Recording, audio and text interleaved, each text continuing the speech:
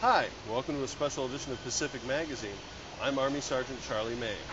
Today, I'm in Singapore at the Keppel Shipyard, working with the U.S. Coast Guard.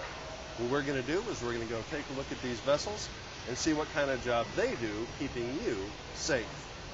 It's hard to believe that the U.S. Coast Guard has jobs in Singapore, but they do, and these folks are proof positive. It's their duty to ensure the safety of cargo ships that fall under U.S. seafaring rules and regulations. And they do this by inspecting, testing, and training.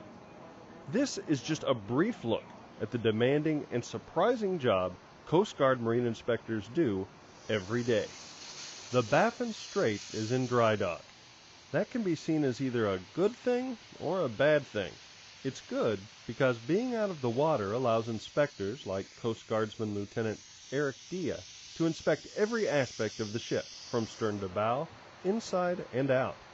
But it's bad for the crew because they've got a schedule, and everything an inspector finds lacking has to be fixed, no matter how big or small the problem. Today is Lieutenant Dia's first day on the Baffin Strait, so he's giving her a once-over to get a feeling of how things are going to go. Almost from the start, there's a little bit of trouble. And then when that starts to pretty much drop down to the 25%, there's no choice then to just dropping the use. Assisting on this inspection is Ensign Jessica Navarro.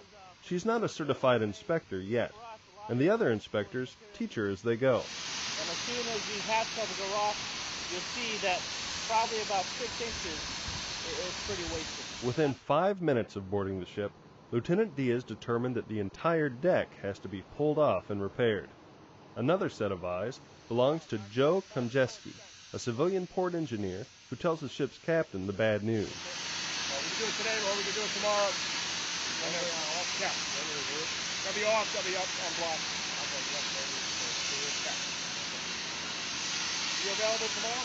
Then he reports back to Lieutenant Dia about his conversation with the crew. A couple brackets need to be replaced. Yep. Gas screen underneath, you can't see it obviously when they're in place, so. Okay. Then they'll be coated, and all the hot work and the blasting and coating will be done ashore. Okay. Then they'll be returned that way. This just makes them easier to move in pairs. Yeah. With the initial topside inspection done, Lieutenant Dia's crew turned their attention to the underside of the ship. Later in the day, the Baffin Strait will be repainted, and crews are busy blasting off layers of old coating. This makes inspection of the hull easier, but uncomfortable to breathe and difficult to hear.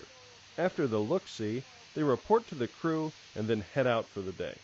Because of the Baffin Strait's closing window of time, work will continue feverishly through the night, enacting initial repairs that will hopefully pass tomorrow's inspection.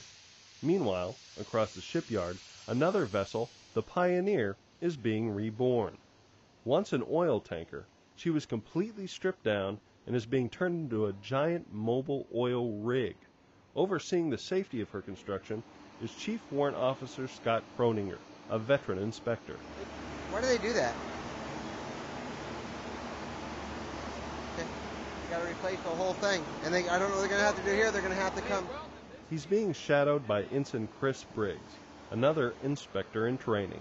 It's too close together. And I'm not okay with them having all these seams together because it weakens the strength of the vessel. Structurally for steel, this is a no-no. You have to make 90-degree corners, and you can't have seams that are too close together. So we'll make them cut out this entire plate and put in a fresh plate. The FPSO Pioneer is a new kind of ship, the first of her kind in America, a floating production, storage, and offloading unit. Floating, which means it's going to stay on top. It's not going to sink. It's not going to hit an iceberg and go to the bottom. Production is going to get oil. Storage, once it gets the oil, it's got to keep the oil on board. But you want to keep it on board forever, we got to use it somewhere. So a shuttle tanker come up, and we're going to offload. We're going to offload to that shuttle tanker. Floating production, storage, and offloading. Because of an FPSO's ability to draw oil located deep beneath the ocean's surface, the Pioneer will enable new oil fields to be tapped without the worry of destroying the environment, positively affecting America's energy policy. But it'll be at least 3 months before the Pioneer is ready to test those waters. The Baffin Strait doesn't have nearly that long. They have maybe a couple of weeks at best. The crew want to hurry things along. like to get in a position where we've got, and part of it is doing tank internal double bottom inspections to get that clear. So every tank is marked, you know, safe for entry, which Okay. is, okay. Okay. Great. We're ready to go. And if you want to start doing tanks, you guys are welcome to as well.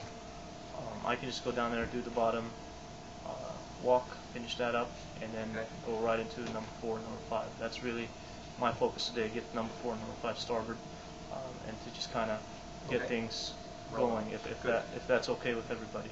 A quick check of the ship's newly painted hull reveals some of the discrepancies from yesterday have been hastily repaired. This hasn't escaped the attention of Lieutenant Diaz. Questionable, just around here, it's getting pretty flush.